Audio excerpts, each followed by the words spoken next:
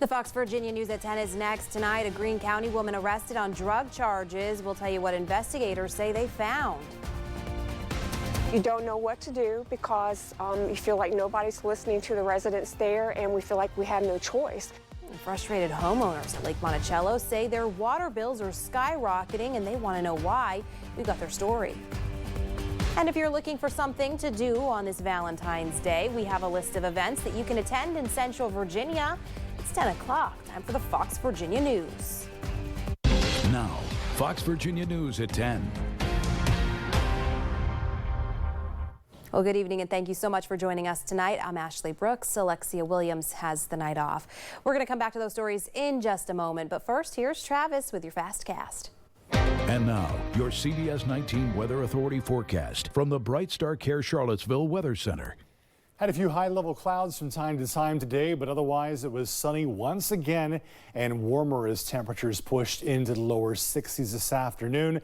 We'll keep the warmer temperatures going, but if you're a fan of sunshine, not going to see as much in the coming days. Right now, 50 degrees in Charlottesville, 38 in Culpeper, 41 for Scottsville, Louisa and Orange, both in the mid-40s, with 42 right now in Harrisonburg. A couple of showers showing up on radar in West Virginia. Our first of several disturbances will move through the area tonight and tomorrow, giving us clouds. And as far as showers go, there might be a couple around the morning commute time on Friday, but there'll be very few and far between. So tonight, low of 38 degrees in Charlottesville, the clouds and warmer air preventing temperatures from free falling, so it's not going to be as cold. 66 your high on Friday. I think after 12 noon, we'll see more of a sun cloud mix that'll continue through the afternoon. Weekend ahead, more rain, even warmer. We'll talk about both of those things in detail in just a few minutes. Sounds good, Travis. Thank you. Our top story at 10. A Standardsville woman is facing charges after a drug bust in Greene County today. 63-year-old Diane Marie Woodward of Standardsville was arrested after an investigation into the distribution of illegal narcotics. That's including methamphetamine and oxycodone.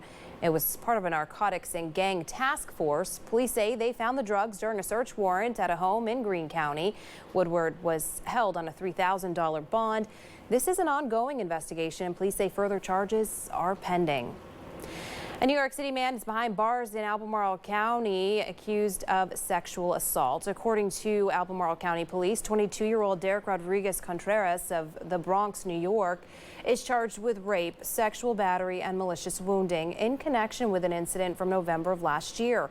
No other information was provided about this investigation. Contreras is being held at the Albemarle County Regional Jail without bond. We're learning more about a police pursuit that happened Wednesday afternoon on I-64 in Albemarle County. 39-year-old Antoine Maxey of Buckingham County is facing multiple charges, including assault on a law enforcement officer, eluding law enforcement, and drug possession. Maxey is accused of leading state police on a chase that started as a traffic stop on 5th Street and ended in a crash on I-64 at exit 118. According to police, a firearm, cocaine, and fentanyl were found inside the vehicle. We've been following two other big legal stories today. They include updates in the cases against the man who the FBI arrested for running a massive prostitution ring and the Ruckersville pastor accused of sexually abusing a child at his church. Our Fox Virginia's Garrett Witten has those updates now. Hi, Garrett. Ashley, court documents are revealing more facts about Brian Lamont Turner, the man accused of running the prostitution ring, and his actions. And we are also learning the Greene County man accused of sex crimes involving a child was denied bond. It's a very serious charge that can be added on to the problems he's already facing.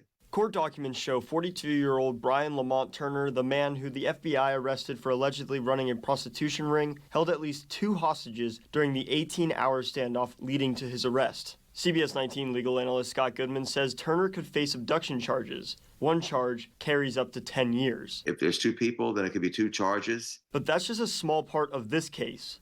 Turner is accused of violating the Mann Act. It's a federal law that criminalizes the transportation of any woman or girl for the purpose of prostitution. FBI officers say that Turner barricaded himself, a victim, and a 2-year-old grandson in a home on St. Charles Avenue as a way to avoid arrest. Officers say he used drugs as a way to control the women he trafficked and made them go on commercial sex dates he advertised. Turner is still in federal custody. Up the road in Greene County, a Ruckersville pastor is accused of sex crimes involving a child at his church. He was denied bond Thursday.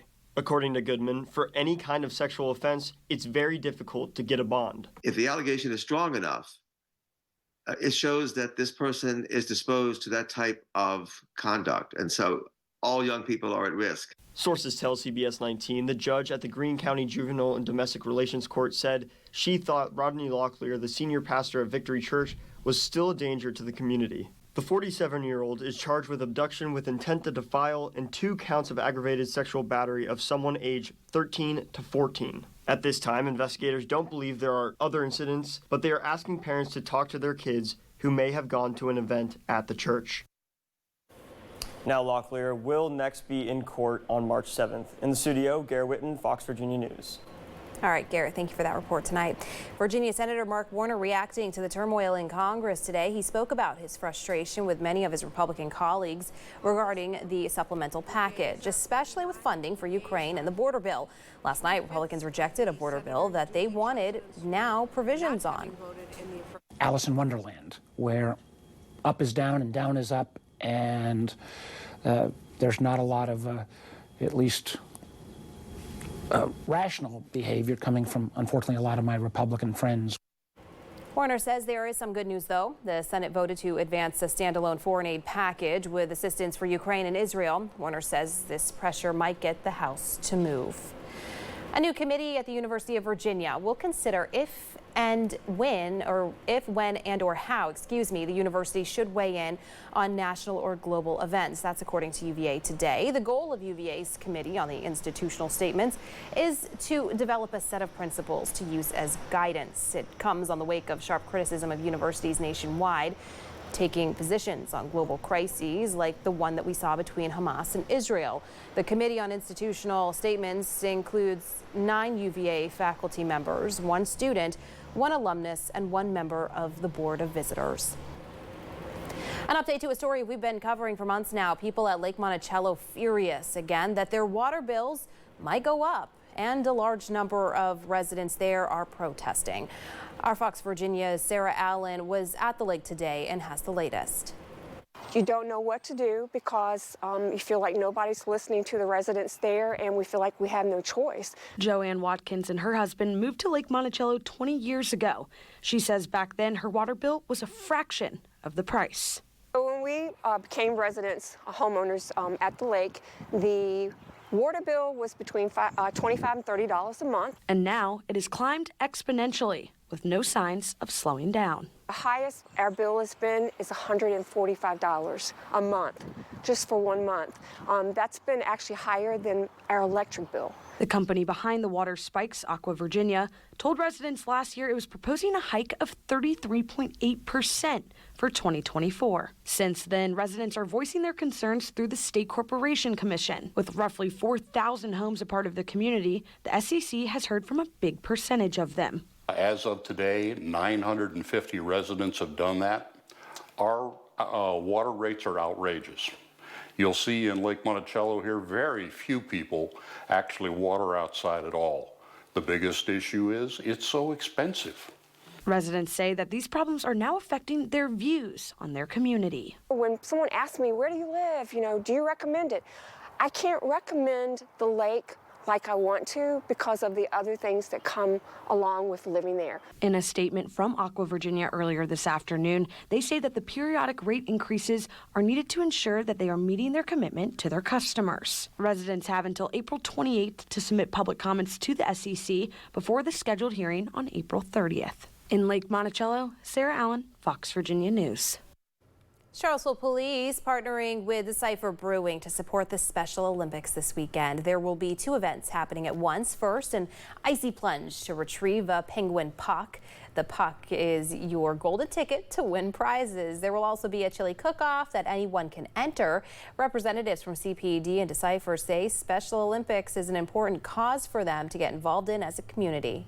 We have a direct impact with these special needs athletes, and to see just the light in their eyes and the passion they have for what they do is awesome. I think it's important as a small business here in Charlottesville to be a part of the community and to help, raise money for different causes and help the community grow.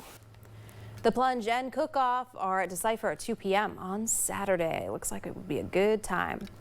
Well, if you need last-minute Valentine's Day plans, listen up. Lots of Central Virginia wineries are hosting events for all the Valentines, Galentines, and everything in between, from pizza making to a blind taste test. Our Fox Virginia's Brenna Kiefner has more on how you can spice up your relationship. Valentine's Day is a great excuse for wineries in Central Virginia to go big or go home. And they're taking that message to heart this year. At Trump Winery, they're bringing back a fan favorite event from last year, their Love is Blind wine tasting experience. Your palate doesn't have any prejudgments to make, and when you actually try the wine, you'll be tasting it, thoroughly tasting it, and at its bare essence. At Pippin Hill, you will find the perfect excuse to indulge in some chocolate and wine through their week-long chocolate and wine pairings, and even learn how to make some delicious chocolate. At Hazy Mountain Vineyards, you can enjoy some cheesecake and chocolate dessert boards.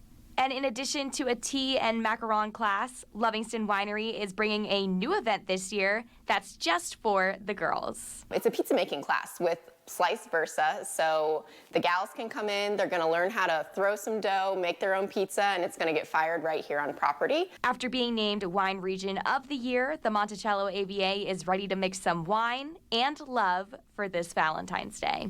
Tickets are selling quickly for these events, so head to CBS19news.com for a full list of all the things you can try out this Valentine's Day. In Charlottesville, Brenna Kiefner, Fox Virginia News. A lot of good options. Well, a new CBS 19 original series is kicking off in our show after Super Bowl. It's called Brick by Brick. Again, this will be on CBS 19.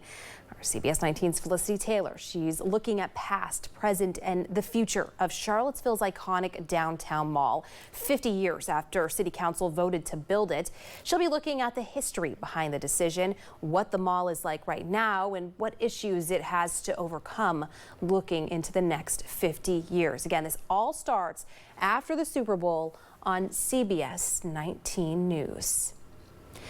Special Counsel Robert Hu releasing a searing report today that found President Joe Biden willfully retained and disclosed classified military and national security information.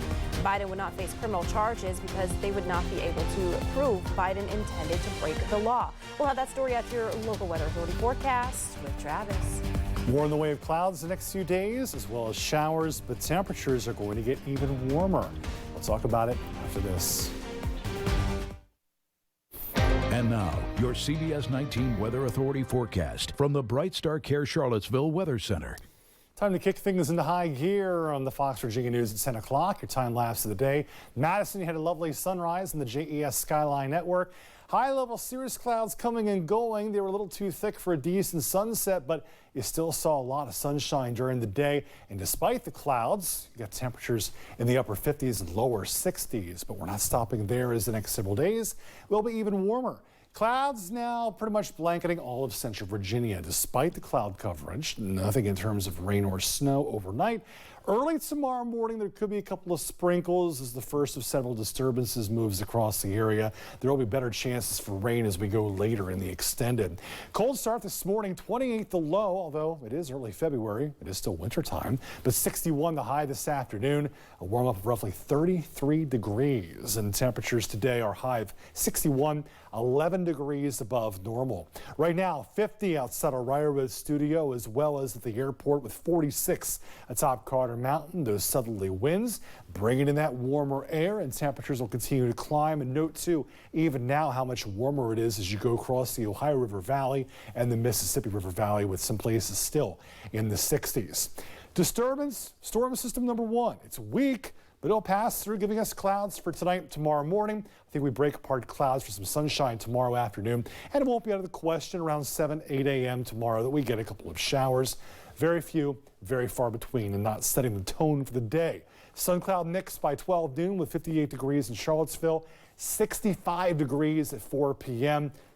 Decent afternoon to get your weekend started outdoors. Pollen, not really going to worry about this until about a month from now. We're okay for the time being, but you know what happens in March and April in Central Virginia with pollens, right?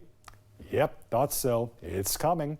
Air quality index and smoke levels will be good and at healthy levels for all age groups. Futurecast, there are your few showers around 7 a.m. Meh, some see them, others don't. Brief bout of sunshine. Disturbance 2 moves in on Saturday, likely giving us some showers in the afternoon. Then a break in the action, and then on Sunday, a system passes to our south, giving us showers in the morning.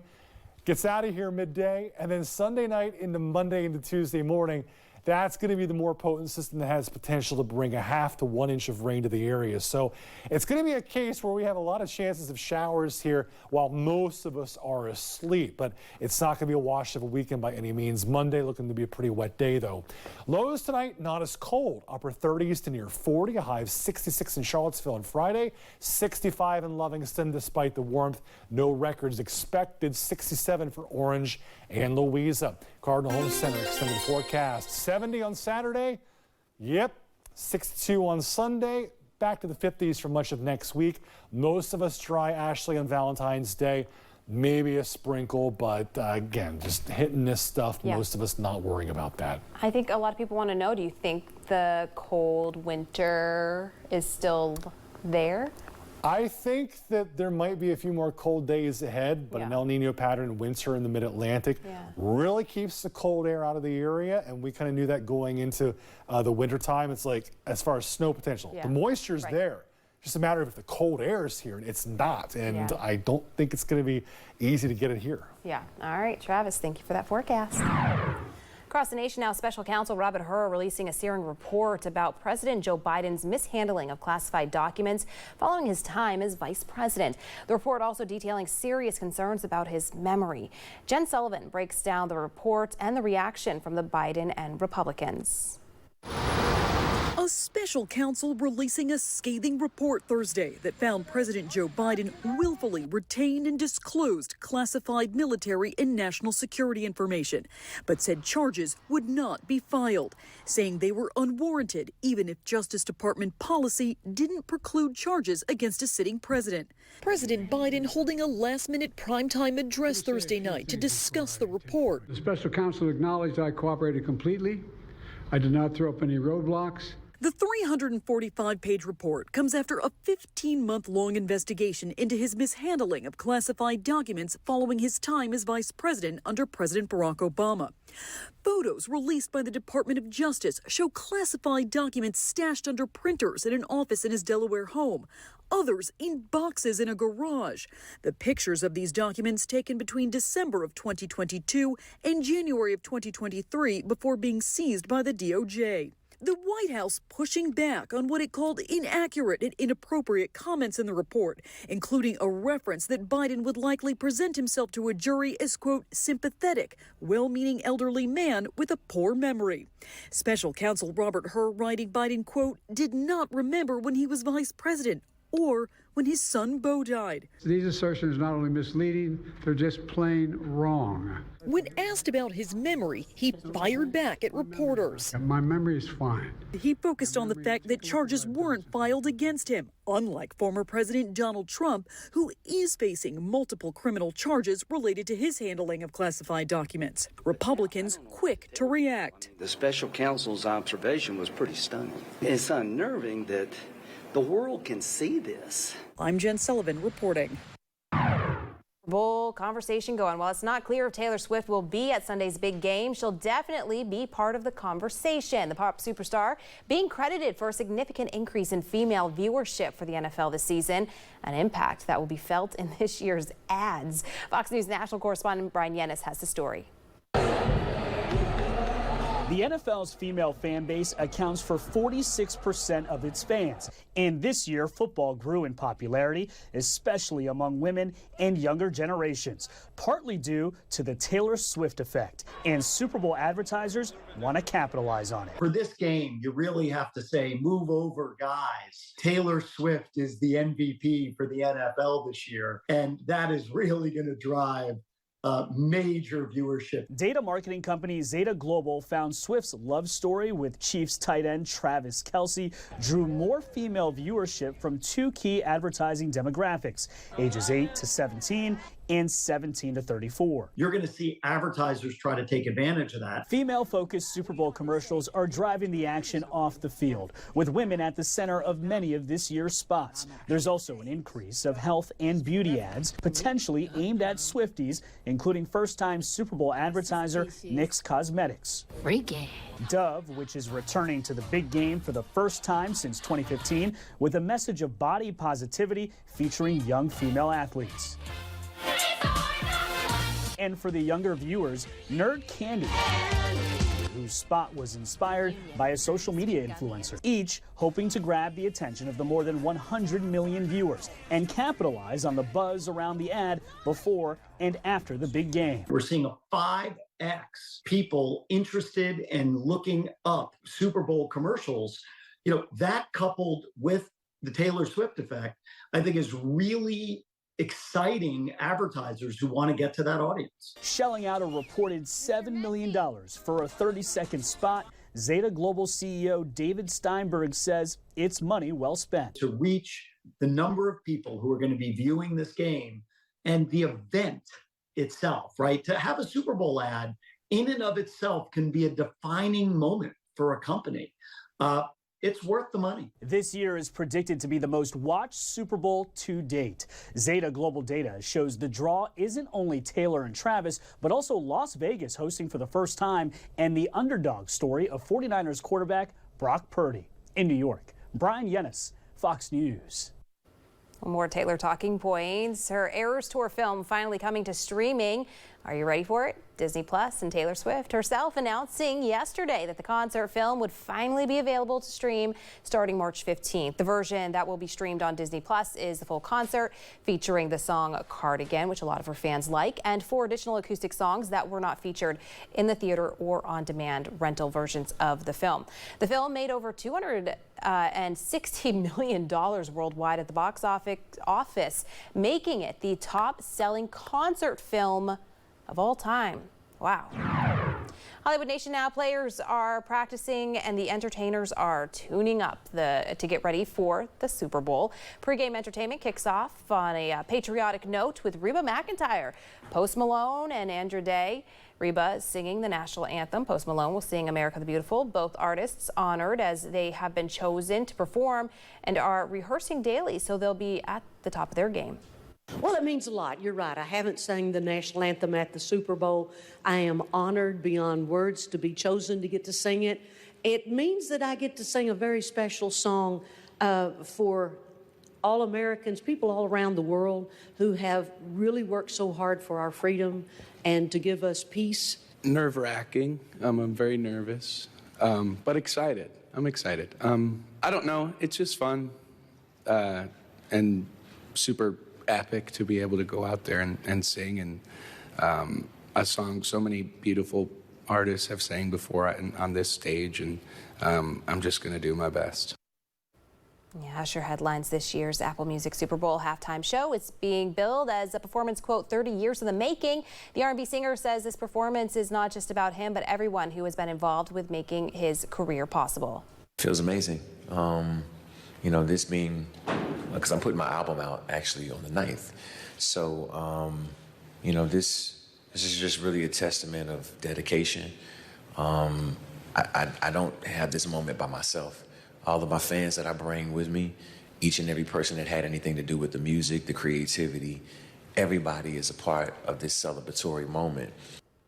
Yeah, it's going to be a big time, fun time for his fans. Travis.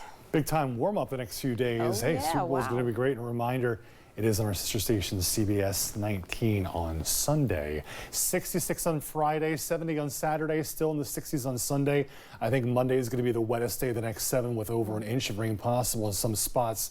It'll end early Tuesday morning. Most of us dry for Valentine's Day and then mid-50s on Thursday. And a friendly reminder that we do have our CBS 19 Weather Authority mobile app. There's the QR code lower right of the screen. Scan that, takes to your app store for free download. Interactive radar is going to come in handy the next several days, especially early next week. Yeah, that little dry patch we had is behind us, it seems. We got some rain in the forecast. Yes. All right, Travis, thank you for that. Thank you all so much for watching your Fox Virginia News at 10. Have a great night.